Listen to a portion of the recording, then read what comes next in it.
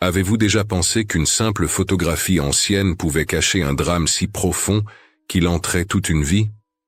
En 1906, à Lyon, une petite servante de 9 ans posa entre deux enfants de famille bourgeoise. L'image semble ordinaire, presque banale. Pourtant, derrière ce cliché se cache une vérité insoutenable. Car ce sourire forcé portait déjà la marque d'un destin brisé, et les années suivantes allaient révéler un secret qui marqua un enfant de 7 ans pour le reste de son existence. Restez bien avec moi, car aujourd'hui vous allez découvrir toute l'histoire dramatisada, inspirée de faits réels historiques, d'une enfant invisible que personne n'attendait chez elle, et qui méritait pourtant l'amour de tous. Avant de commencer, pensez à vous abonner à la chaîne, à liker cette vidéo et à activer la cloche pour ne rien manquer. Écrivez aussi dans les commentaires de quelle ville vous nous regardez. Cela nous aide à sentir votre présence partout dans le monde et à donner encore plus de force à ces histoires qui doivent être racontées. Elle souriait sur cette photo. Mais derrière ce sourire forcé se cachait une vérité que personne dans cette maison bourgeoise de Lyon ne voulait voir. Marguerite Lambert, 9 ans, petite servante sans famille, allait mourir dans moins d'1 an. Et au moment exact où le photographe appuyait sur le déclencheur, elle savait déjà que personne ne l'attendrait jamais nulle part. Si vous restez jusqu'à la fin de cette histoire, vous découvrirez pourquoi un petit garçon de 7 ans a passé les 60 années suivantes de sa vie à chercher la rédemption pour un crime qu'il n'avait pas commis. Cette photo de 1906 cache l'histoire d'une enfant qui n'était l'enfant de personne, mais qui méritait l'amour de tous. Le musée Gadagne de Lyon conserve aujourd'hui cette photographie dans ses archives. 3 enfants y sont alignés devant une maison bourgeoise, les trépadéras grimpant sur la façade, comme des serpents de pierre. 2 garçons en costume de velours, les cheveux parfaitement coiffés, sourient avec l'assurance de ceux qui n'ont jamais connu la faim. Entre eux, une petite fille aux pieds nus, le regard baissé, les mains croisées sur un tablier trop grand pour elle. L'inscription en bas de la photo dit « André, Paul et Marguerite, Maison des Champs ». Mais regardez attentivement ses yeux. Ce ne sont pas les yeux d'une enfant qui joue. Ce sont les yeux de quelqu'un qui a déjà vu trop de morts pour son âge. Marguerite n'était pas une Deschamps. Les registres paroissiaux de Saint-Nizier, découverts en 1978, révèlent qu'elle fut placée dans cette famille après que la tuberculose eut emporté ses parents en l'espace de 3 semaines. Le père d'abord, crachant du sang dans leur petite maison de Villeurbanne. La mère ensuite, tenant la main de sa fille, jusqu'au dernier souffle. Marguerite avait alors 8 ans et demi. Le curé de la paroisse, suivant une pratique courante documentée dans les archives municipales, l'envoya servir chez les Deschamps contre 1 franc par mois, une somme dérisoire même pour l'époque. Mais ce qui rend cette photo encore plus déchirante, c'est ce détail que personne ne remarque au premier regard. Voyez-vous cette main floue sur le côté droit de l'image? C'est la main de Paul, le plus jeune des garçons, qui tentait discrètement de prendre celle de Marguerite. Un geste interdit. Un geste qui allait changer sa vie pour toujours. La maison des Champs se dressait rue de la République, dans ce quartier où les familles de la bourgeoisie lyonnaise étalaient leur réussite.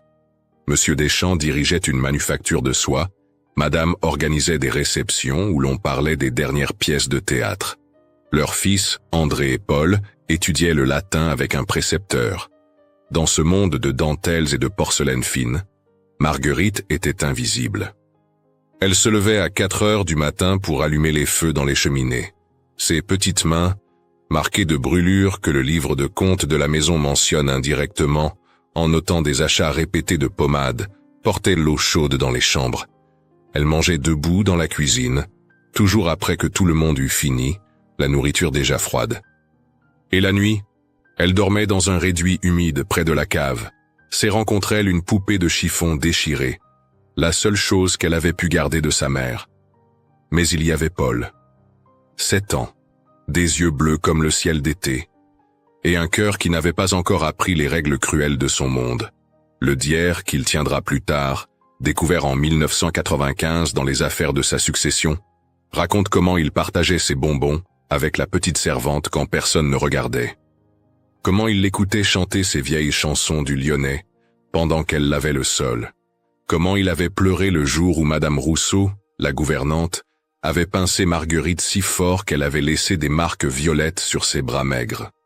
Un détail crucial que tout le monde ignorait, c'est que Marguerite dessinait. Avec des morceaux de charbon récupérés dans la cheminée, elle couvrait les murs de son petit réduit de fleurs et d'oiseaux. Des dessins d'une beauté stupéfiante pour une enfant qui n'avait jamais tenu un crayon. Cette photo fut prise un dimanche d'avril 1906. Le photographe, un certain Monsieur Bonnard, dont les factures sont conservées aux archives municipales, avait été engagé pour immortaliser les enfants des champs. C'est Madame qui avait insisté pour que Marguerite pose avec eux, mais pas par bonté. Elle voulait montrer à ses amis qu'elle était moderne, qu'elle traitait bien ses domestiques. Regardez encore une fois cette image. Voyez comme les deux garçons sourient naturellement. Maintenant, observez Marguerite. Son visage est figé dans une expression qui n'est ni sourire ni tristesse. C'est l'expression de quelqu'un qui a appris à disparaître tout en étant présente. Mais ce que personne ne savait ce jour-là, c'est qu'en moins de 12 mois, cette petite fille aux pieds nus serait morte, abandonnée dans son lit de douleur pendant qu'un médecin refusait de monter les escaliers pour une simple servante. Et la vraie tragédie commence maintenant. Lyon, 1906. Une époque où 200 000 enfants servaient dans les maisons bourgeoises de France selon les recensements officiels de l'époque. Une époque où la loi de 1841 sur le travail des enfants était si peu respectée que les inspecteurs eux-mêmes avaient renoncé à la faire appliquer. Dans ce contexte, Marguerite Lambert n'était qu'un chiffre parmi d'autres. Mais dans la Maison des Champs, elle était bien plus que cela. Elle était le secret honteux que tout le monde voyait, mais dont personne ne parlait. Les voisins la voyaient frotter les marches du perron à genoux, ses cheveux blonds tombant sur son visage amaigri. Les fournisseurs remarquaient ses chaussures trop grandes qui claquaient quand elle courait chercher les commandes. Tout le monde savait. Personne n'agissait. C'était ainsi que fonctionnait le monde en 1906. Les cartes découvertes dans les archives familiales en 1978 révèlent des détails qui glacent le sang. Madame Deschamps écrivait à sa sœur « La petite servante fait bien son travail, mais elle a cette façon de regarder qui me dérange. » Comme si elle comprenait des choses qu'une enfant de sa condition ne devrait pas comprendre. Ce que Madame Deschamps ne savait pas, c'est que Marguerite avait appris à lire. Pas dans les livres, non. Elle n'y avait pas droit. Mais en observant André et Paul pendant leur leçon, cachés derrière la porte entr'ouverte du salon. Elle reconnaissait les lettres, formait les mots dans sa tête. Le soir, avec son morceau de charbon, elle écrivait sur le mur de son réduit. Maman, papa, maison, famille. Des mots simples qui contenaient tout un monde perdu. Mais il faut que vous compreniez qui était vraiment cet enfant avant de connaître son destin. Marguerite Lambert était née le 12 mars 1897 dans un petit village près de Villeurbanne. Son père était tisserand, sa mère lavandière. Les registres du recensement de 1901 les décrivent comme une famille pauvre mais respectable. Ils vivaient dans 2 pièces, mais il y avait toujours une soupe sur le feu et des chansons le soir. La tuberculose les avait frappés pendant l'hiver 1905, cette maladie qui tuait un ouvrier sur 4 dans les quartiers pauvres selon les rapports médicaux de l'Hôtel-Dieu. Marguerite avait vu son père s'affaiblir jour après jour, sa mère le veillait nuit après nuit. Elle avait tout vu, tout compris. Et quand ils furent partis tous les deux, elle s'était retrouvée avec sa poupée de chiffon et une robe trop petite devant le curé qui décidait de son sort. Dans la Maison des Champs, les journées se ressemblaient toutes. Lever à 4 heures, allumer les feux, porter l'eau, laver les sols, servir le petit déjeuner, nettoyer les chambres, aider en cuisine, servir le déjeuner, laver la vaisselle, repriser le linge, servir le dîner, tout ranger, se coucher épuisé vers 11 heures du soir, 7 jours sur 7. Pour 1 franc par mois qui était directement versé à la paroisse, elle ne touchait jamais cet argent. Mais il y avait des moments de lumière dans cette obscurité. Monsieur Baptiste, le jardinier, un vieil homme dont le dos était courbé par 50 ans de travail, lui donnait parfois une pomme ou une poire. Il ne parlait pas beaucoup, mais ses yeux disaient « Je sais ce que c'est. Courage, petite. » Et il y avait Paul, ce garçon de 7 ans qui défiait toutes les règles de sa classe sociale. Un jour, Marguerite était tombée en portant une pile d'assiettes. Le fracas avait fait accourir toute la maisonnée. Madame Rousseau levait déjà la main pour la frapper quand Paul s'était interposé. « C'est ma faute, je l'ai bousculé. » Le mensonge était évident, il était dans une autre pièce. Mais il avait regardé sa mère avec une telle détermination qu'elle avait baissé la main de la gouvernante. Ce soir-là, Paul avait glissé sous la porte du réduit de Marguerite un morceau de pain avec de la confiture. Sur un papier maladroitement déchiré, il avait écrit avec son écriture d'enfant « Pardon pour les méchants, tu es ma amie ».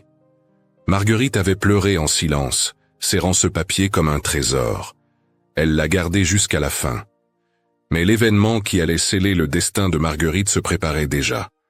Les journaux de Lyon commençaient à parler d'une maladie qui se répandait dans les quartiers populaires. La scarlatine, ce fléau qui emportait un enfant sur 3 parmi les pauvres, mais qui épargnait mystérieusement les riches. Les médecins de l'époque savaient déjà que l'hygiène et la nutrition faisaient la différence. Mais pour Marguerite, mal nourrie, épuisée, dormant dans l'humidité, c'était une condamnation à mort qui s'écrivait lentement. Elle toussait déjà parfois la nuit. Ses joues étaient trop rouges le soir.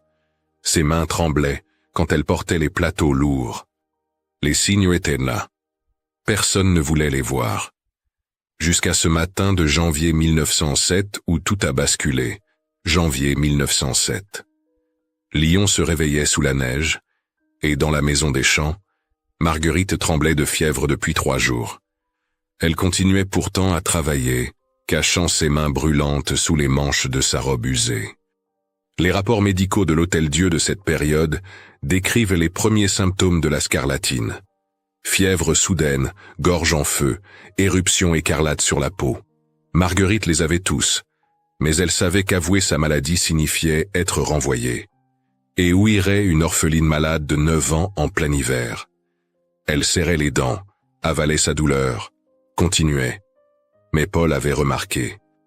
Il voyait ses joues trop rouges, ses pas chancelants, la façon dont elle s'appuyait au mur quand personne ne regardait. Il voulait aider mais ne savait pas comment. Il avait 9 ans et découvrait l'impuissance face à l'injustice. Ce matin du 15 janvier 1907, le destin frappa à la porte de la maison des champs. André, l'aîné, se réveilla avec de la fièvre. Panique immédiate. Madame Deschamps envoya chercher le docteur Moreau, le médecin le plus réputé de Lyon. 50 francs la consultation, selon les tarifs conservés dans les archives de la Société médicale de Lyon, soit 50 mois de salaire de Marguerite. Le docteur examina André, diagnostiqua la scarlatine, prescrivit du repos, une alimentation riche, des médicaments importés de Paris. Puis il examina Paul par précaution. Pendant ce temps, Marguerite, brûlante de fièvre, continuait à porter les bassines d'eau chaude pour les soins. Le docteur la croisa dans l'escalier, vit son état mais détourna le regard. Une servante n'était pas sa responsabilité.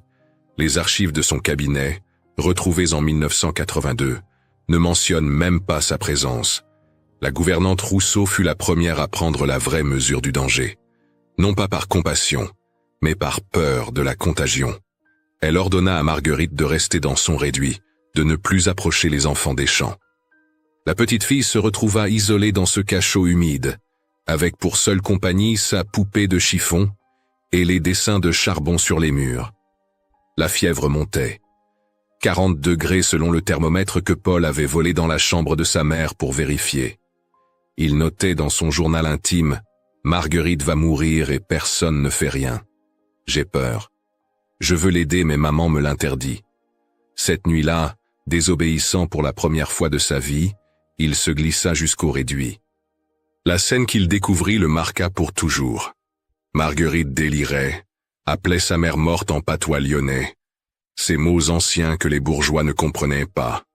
Maïr, Maïr, pour qu'est m'a laissa? Mère, mère, pourquoi m'as-tu laissé? Paul ne savait pas quoi faire. Il prit sa main brûlante, sentit la chaleur terrible de la fièvre. Il courut chercher de l'eau fraîche, des linges propres. Toute la nuit, cet enfant de 7 ans veilla une mourante de 9 ans. épongeant son front, tenant sa main, murmurant des mots de réconfort. C'était absurde, c'était inutile. C'était le plus bel acte d'humanité dans cette maison sans cœur. Au matin, Madame Rousseau découvrit Paul endormi sur le sol du réduit, tenant toujours la main de Marguerite. La colère fut terrible. Paul fut puni, enfermé dans sa chambre, privé de repas. Mais il avait changé. Quelque chose en lui s'était brisé et reconstruit différemment. Dans son journal, il écrivit « J'ai compris cette nuit que nous sommes des monstres. Nous laissons mourir une enfant parce qu'elle est pauvre. Je ne veux plus être comme eux. » Pendant ce temps, Marguerite luttait seule contre la mort. Les témoignages des autres domestiques, recueillis des années plus tard, racontent qu'on l'entendait gémir la nuit, appeler, pleurer. Mais personne n'osait l'approcher. La peur de la maladie, la peur des maîtres, la peur de perdre sa place. Le 18 janvier, M. Deschamps prit enfin une décision. Non pas d'appeler le médecin pour Marguerite, mais de la faire transporter à l'hospice des pauvres. Les registres de l'hospice Saint-Joseph conservent la trace de son admission. Marguerite Lambert, 9 ans, domestique, scarlatine avancée, pronostic réservé. Mais quand les brancardiers arrivèrent, ils trouvèrent Paul barricadé dans le réduit avec la malade. Il hurlait qu'on ne l'emmènerait pas, qu'elle mourrait là-bas, qu'il la sauverait lui-même. Il fallut que son père le traîne de force hors de la pièce. Les derniers mots que Marguerite prononça dans cette maison, selon le témoignage du cocher qu'il transporta, furent « Dites à Paul que je suis pas fâché. L'histoire aurait pu s'arrêter là. Une petite servante malade emmenée à l'hospice. Fin de l'histoire. » Mais ce que personne ne savait, c'est ce que Paul avait découvert dans le réduit de Marguerite. Derrière une planche mal fixée, elle avait caché ses trésors. Pas de l'argent, elle n'en avait jamais eu. Pas de bijoux, elle n'en possédait pas. Mais des dizaines de dessins au charbon sur des morceaux de papier récupérés. Des dessins qui racontaient sa vie, ses parents vivants et souriants, la maison de son enfance, les champs de lavande de son village. Et puis la maison des champs, mais vue différemment. Paul y était partout, auréolé de lumière comme un ange gardien. Elle l'avait dessiné donnant du pain, partageant ses bonbons, la défendant. Dans le monde de Marguerite, Paul était le seul être lumineux. Ses dessins, il les garderait toute sa vie. Mais d'abord, il devait la retrouver. L'hospice Saint-Joseph était un mouroir. Les archives médicales de 1907 parlent pudiquement d'un établissement pour indigents, mais la réalité était tout autre. 300 lits entassés dans d'immenses salles mal chauffées. Une infirmière pour 50 malades. Un médecin qui passait 2 fois par semaine. Le taux de mortalité y était de 60% pour la scarlatine. Marguerite fut placée dans le lit numéro 127, entre une vieille femme qui délirait et une adolescente tuberculeuse. On lui donna une chemise de l'hospice, on prit ses quelques affaires, y compris sa poupée de chiffon qu'elle serrait désespérément. Règlement, avait dit la sœur. Pas d'objet personnel. La fièvre était si haute que Marguerite ne protesta même pas. Elle ferma les yeux et se laissa glisser vers ce lieu sombre où la douleur s'efface enfin. Pendant 3 jours, Paul échappa à la surveillance de ses parents. 3 fois, il tenta d'aller à l'hospice. 3 fois, il fut rattrapé et ramené. Son journal de cette période est déchirant. Elle va mourir seule. Et c'est ma faute. Si j'étais plus courageux, si j'étais plus grand, je pourrais la sauver. Je suis un lâche comme les autres.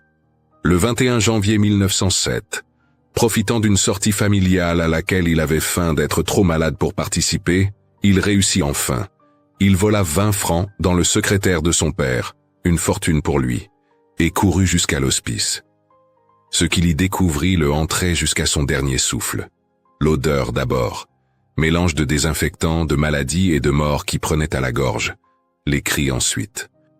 Gémissements, pleurs, appels désespérés qui résonnaient sous les hautes voûtes.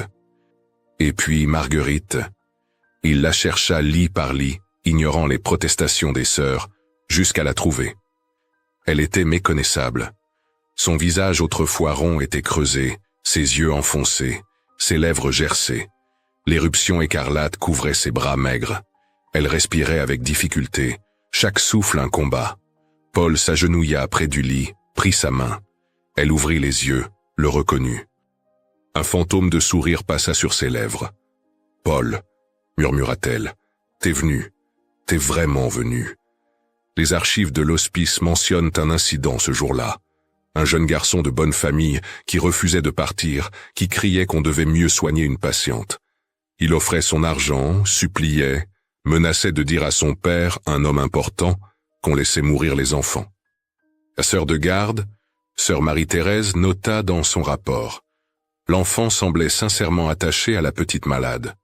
J'ai eu pitié et l'ai laissé rester 1 heure. Il lui a chanté des chansons, lui a raconté des histoires. La petite semblait apaisée.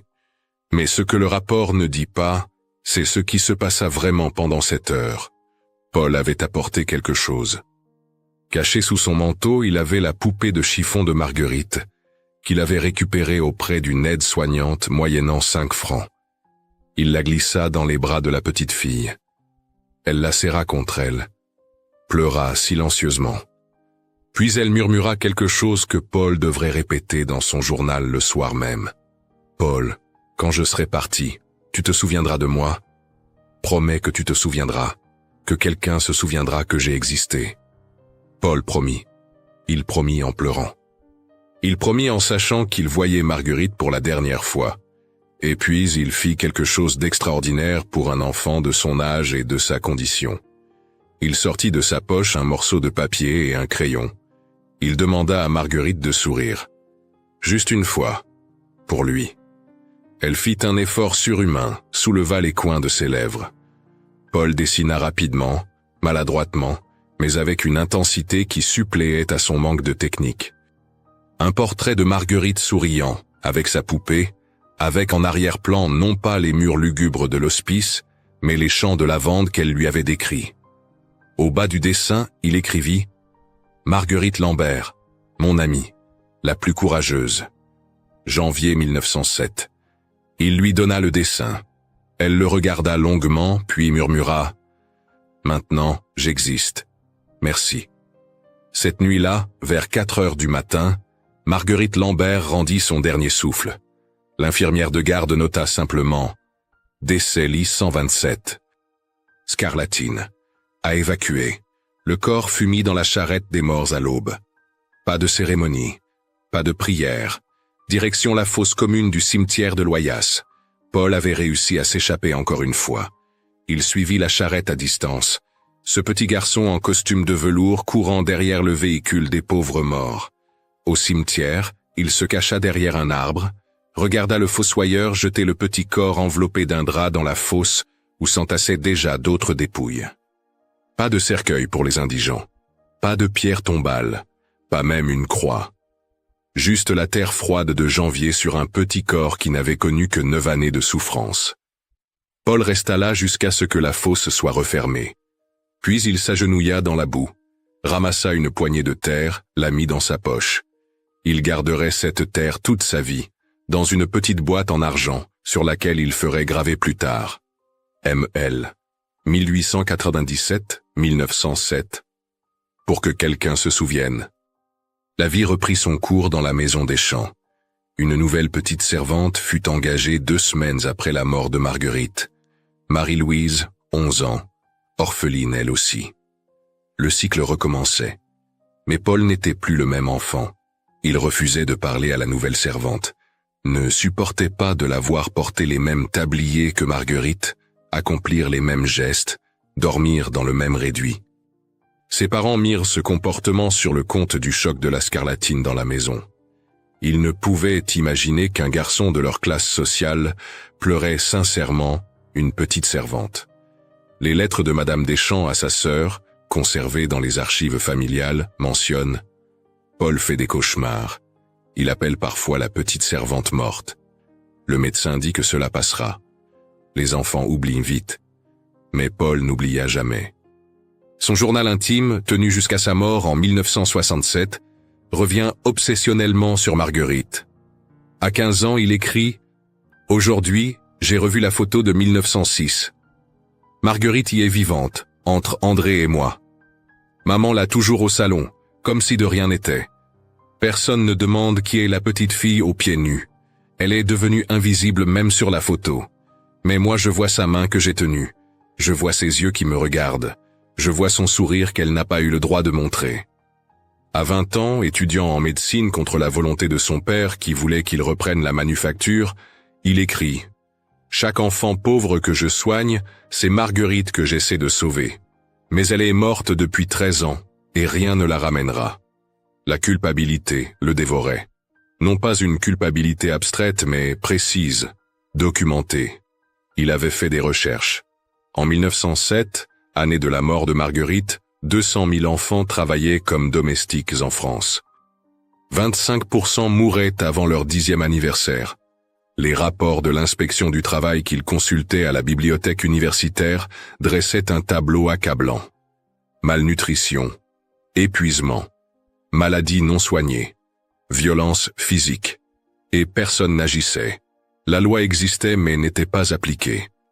Les enfants continuaient à mourir dans l'indifférence générale. Paul comprit qu'il n'était pas seulement complice de la mort de Marguerite. Il était complice d'un système entier qui broyait les enfants pauvres. En 1935, Paul Deschamps, devenu médecin malgré l'opposition familiale, ouvrit un dispensaire gratuit dans le quartier de la Guillotière, le plus pauvre de Lyon. Ses parents le renièrent. Ils s'en moquaient. Sur la porte du dispensaire, une plaque « Dispensaire Lambert ». Ses collègues croyaient que c'était le nom d'un bienfaiteur. Seul Paul savait que c'était pour Marguerite Lambert, la petite servante aux pieds nus. Il soignait gratuitement, vivait modestement, donnait tout. Les archives du dispensaire, conservées aux archives municipales de Lyon, montrent qu'en 30 ans d'activité, il sauva des milliers d'enfants. Scarlatine, tuberculose, diphtérie. Toutes ces maladies qui tuaient les pauvres et épargnaient les riches. En 1967, Paul Deschamps, 67 ans, sentit sa fin proche. Cancer du pancréas. Ironiquement, la seule maladie qui ne fait pas de distinction entre riches et pauvres. Il convoqua un notaire, légua tous ses biens à une fondation pour enfants défavorisés. Puis il demanda quelque chose d'étrange. Il voulait être enterré au cimetière de Loyasse, dans le carré des indigents. Le notaire crut avoir mal compris. Un homme de sa position, enterré avec les pauvres? Paul insista. Il avait ses raisons. Ce que le notaire ne savait pas, c'est que Paul avait passé des années à chercher l'endroit exact où Marguerite avait été enterrée. Grâce au registre du cimetière et à ses souvenirs, il avait fini par identifier la zone. Il voulait reposer près d'elle, pour tenir enfin la promesse qu'il lui avait faite, que quelqu'un se souviendrait. Paul mourut le 15 mars 1967. Ses funérailles furent simples, comme il l'avait voulu. Quelques anciens patients, des enfants devenus adultes qu'il avait sauvés, des mères qui n'avaient pas oublié. Au cimetière, on s'étonna de voir ce petit cortège se diriger vers le carré des pauvres. On s'étonna encore plus de la pierre tombale que Paul avait fait préparer. Ici repose Paul Deschamps, 1900-1967. Il n'a pas oublié. Et en dessous, en plus petites lettres, pour Marguerite Lambert, 1897-1907, et tous les enfants invisibles. Aujourd'hui, cette tombe est toujours là. Les gens passent, lisent, se demandent. Qui était cette Marguerite? Pourquoi cet homme riche a-t-il choisi de reposer avec les pauvres? La photo de 1906 existe toujours. Elle est conservée au musée Gadagne de Lyon, dans la section consacrée à l'histoire sociale de la ville. 3 enfants devant une maison bourgeoise. 2 garçons souriants en costume de velours. Une petite fille aux pieds nus, le regard baissé. Les visiteurs passent, regardent distraitement. Une photo de plus parmi des centaines. Mais parfois, un historien, un chercheur, quelqu'un s'arrête. Regarde plus attentivement. Remarque le contraste. Pose des questions. Et l'histoire de Marguerite ressurgit. L'enfant qui n'était l'enfant de personne continue d'exister dans cette image. Elle continue de nous interroger sur notre humanité, notre capacité à voir ou à ignorer la souffrance. Elle nous rappelle que derrière chaque photo ancienne, il y a des vies, des drames, des injustices. Et parfois, rarement, des actes d'amour qui transcendent les barrières sociales. Paul et Marguerite, le fils de bourgeois et la petite servante. unis pour l'éternité par une promesse tenue. Car au final, ce qui nous survit n'est pas notre richesse ou notre position sociale. C'est l'amour que nous avons donné et reçu. C'est notre capacité à voir l'humanité chez l'autre, même quand tout nous sépare. Marguerite Lambert est morte à 9 ans, seule et oubliée. Mais grâce à un petit garçon qui a refusé d'oublier, elle existe encore. Dans cette photo, dans cette histoire. Dans chaque enfant soigné gratuitement au dispensaire qui portait son nom. Dans cette tombe au cimetière de Loyasse, où 2 âmes que tout séparait reposent enfin côte à côte. Elle n'était l'enfant de personne, mais elle méritait l'amour de tous. Et peut-être qu'en racontant son histoire, nous apprenons enfin à voir les Marguerites de notre époque. Ces enfants invisibles qui nous servent, nous sourient, disparaissent, avant qu'il ne soit trop tard. Avant qu'ils ne deviennent, eux aussi, juste des ombres floues sur une vieille photographie. Cette histoire dramatisada, inspirée de faits réels historiques, nous rappelle que derrière chaque photographie ancienne se cache une vie oubliée, une douleur silencieuse et une vérité que l'on préfère parfois ignorer. Marguerite Lambert n'était pas seulement une petite servante anonyme. Elle représente tous ces enfants invisibles de l'histoire, ceux dont l'existence a été effacée mais qui méritaient amour, justice et mémoire. La promesse tenue par Paul nous montre que, même face à l'injustice la plus cruelle, un geste d'humanité peut traverser le temps et donner un sens à une vie trop courte. Et vous, qu'est-ce que cette histoire vous inspire sur la valeur de la mémoire et de la justice? Comment pensez-vous que les enfants invisibles d'aujourd'hui se manifestent autour de nous? Avez-vous déjà croisé un regard qui portait plus de vérité que 1000 paroles? Écrivez le mot « mémoire » dans les commentaires si vous êtes resté jusqu'à la fin. Dites-nous aussi de quelle ville vous regardez cette vidéo. N'oubliez pas de vous abonner à la chaîne, de liker la vidéo, d'activer la cloche pour ne rien manquer, de partager autour de vous et de cliquer sur la carte finale pour découvrir d'autres histoires qui méritent d'être racontées.